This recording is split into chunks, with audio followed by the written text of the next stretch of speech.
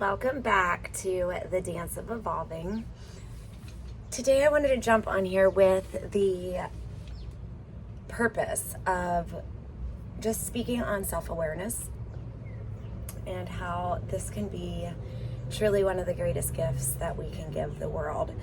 When we become more aware of ourselves, when we almost become an investigator of our own patterns, of our whys, of our subconscious, of everything we do and why we do it, we can start to uncover all of the things that we are not and uncover our purest form.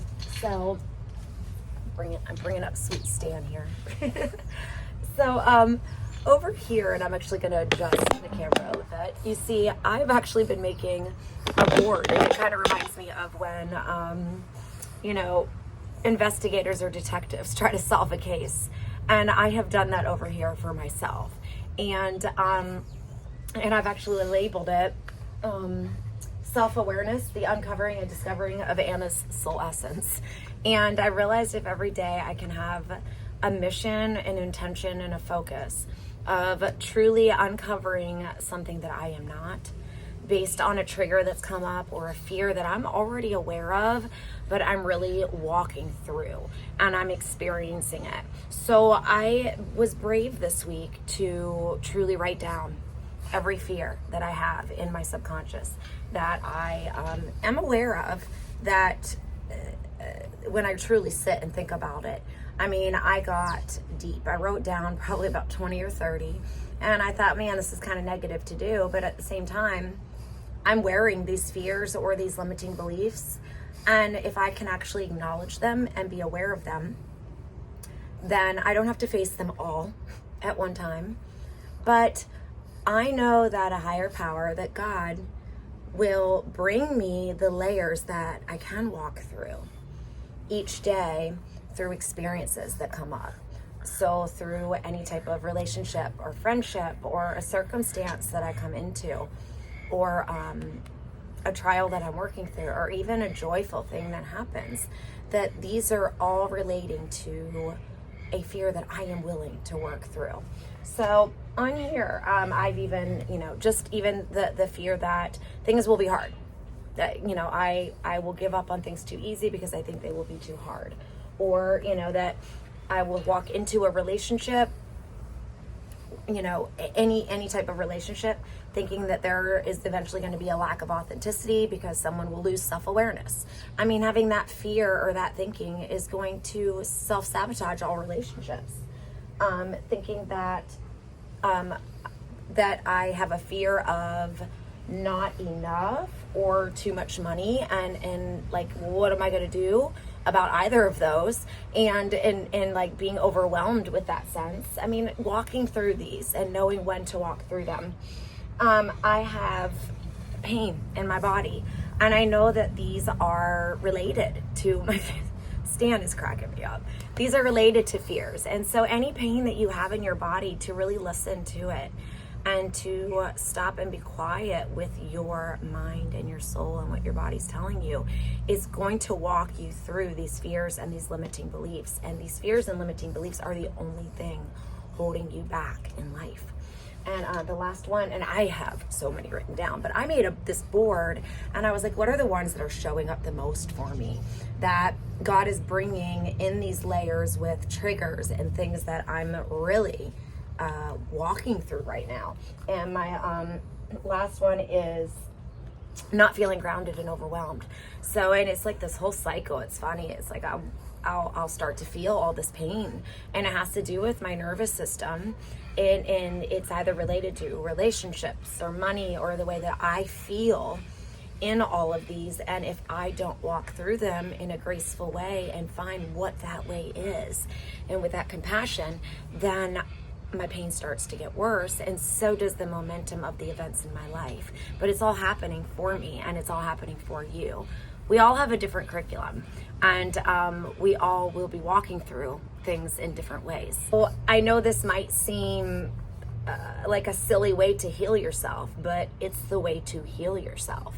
So I, on this first part, had placed here what makes my soul spark? What lights me up? And I mean, I have a list of so many things. I mean, from music and dancing to innocence, when you just feel that innocence in someone, and whether it's a child or an adult, to healing, to discovery, pure connections, unconditional love, walking through darkness, just as much as light, because I know the freedom that it brings. Yoga, setting intentions, frequencies of people, and really recognizing those. And then I put at the end there that my dad's heart and soul truly came to life. He had like a rebirth in front of me, an inner rebirth in front of me, and it changed the way that I viewed all of life. It changed my soul.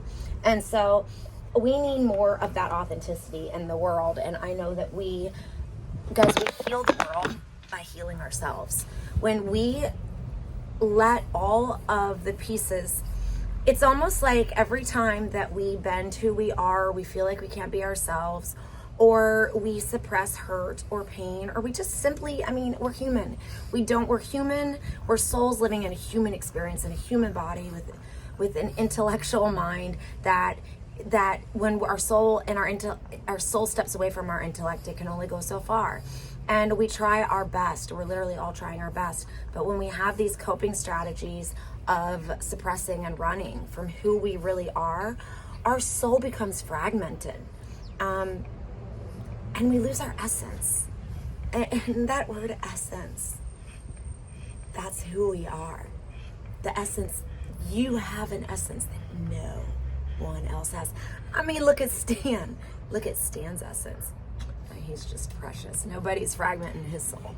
But so what I did is I was like, what makes my soul spark?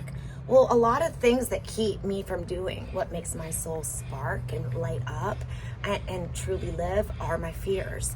So then just being real with myself. I mean, on my other one, I even wrote out like getting old and not feeling as valuable, or failing in my business, or, I mean, I'll be as real with you guys as I'll be with anyone. We all have fears, and none of us know exactly what we're doing.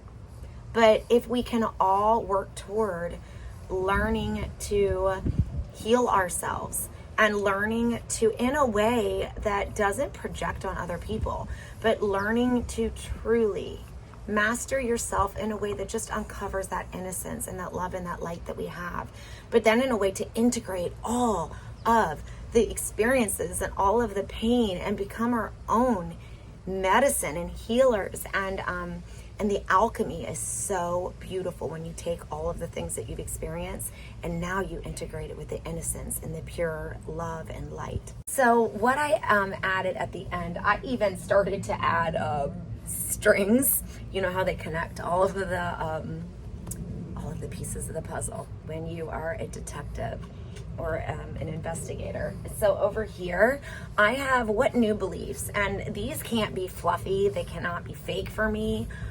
I am so thankful for how real things are getting in my life, to the point where I can't do things to do them to look a certain way. I can't do things to fit in with a certain crowd. I literally am walking as a soul in this world, but not of it, but in the sense that I love all of it. I love all of it. I want to walk through everything that's in front of me. I don't want to over-medicate. I don't want to distract. I want to be here now. And even if it's hard, and even if it's strengthening a connection by standing in a truth in a way that's uncomfortable, or there is a harmony to every single moment, and you and I, we are all part of that harmony, and no one can tell us what our essence of that harmony is, but it's everywhere. It's in nature.